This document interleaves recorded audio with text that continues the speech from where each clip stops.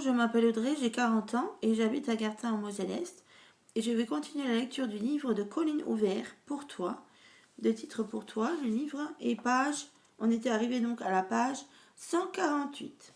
Voilà. Son regard, mais elle referme les paupières et presse de nouveau ses lèvres contre les miennes. Je la serre si fort contre moi que j'ai du mal à respirer. On reprend notre souffle tout en essayant de trouver un rythme dans la folie de notre étreinte. Je n'ai jamais besoin d'elle avec une telle force. Elle tire sur mon t-shirt. Je me penche en avant pour qu'elle me l'enlève. Quand sa bouche quitte la mienne, elle croise les bras et attrape les pans de son cheminée pour le retirer. Je l'aide.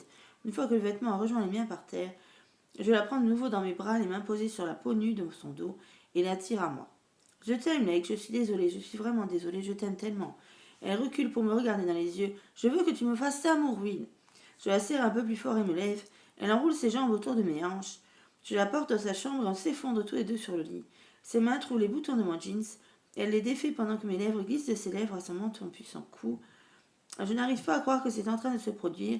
Je ne m'autorise pas à réfléchir. Je passe les doigts sous les bretelles de son soutien-gorge pour les lui retirer et elle en libère ses bras. Je suis le contour des bonnets de mes lèvres, avec mes lèvres je veux dire, pendant qu'elle se bat avec le bouton de son propre jeans. Je me redresse pour l'aider, puis guide ses mains pour l'enlever et le jeter par terre derrière moi. Elle remonte le long du lit jusqu'à poser la tête sur les oreillers.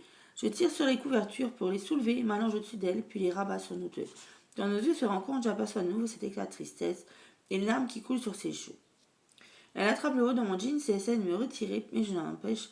Elle souffre déjà assez comme ça, je ne peux pas laisser faire. Elle ne me fait pas confiance. Je ne peux pas, Lake. Je roule sur le côté. Essaye de reprendre mon souffle, pas comme ça. Tu es bouleversée, ça ne devrait pas se passer comme ça. Elle ne dit rien, elle continue simplement de pleurer. On reste allongés l'un contre l'autre pendant de longues minutes sans un mot. Quand je pose ma main sur la sienne, elle me repousse et sort du lit. Elle attrape son jeans et retourne dans le salon.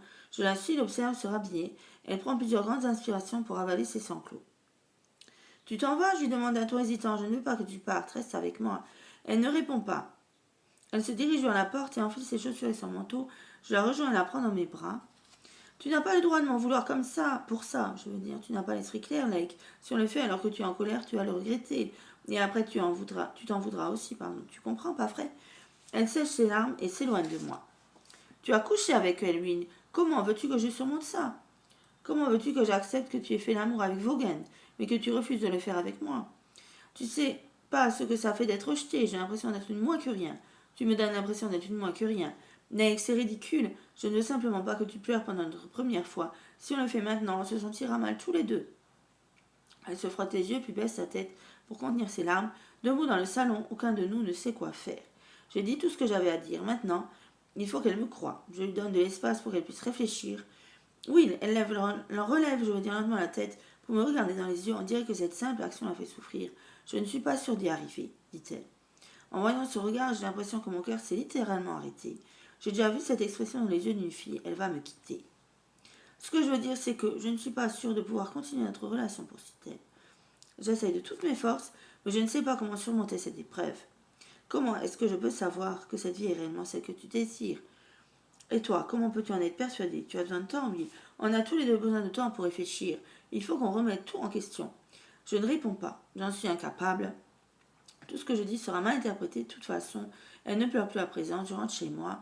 Il faut que tu me laisses partir. Ne me retiens pas, ok?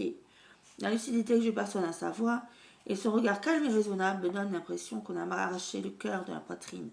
Quand elle se détourne finalement, je n'ai d'autre choix que de la laisser partir. À bientôt, merci. Au revoir.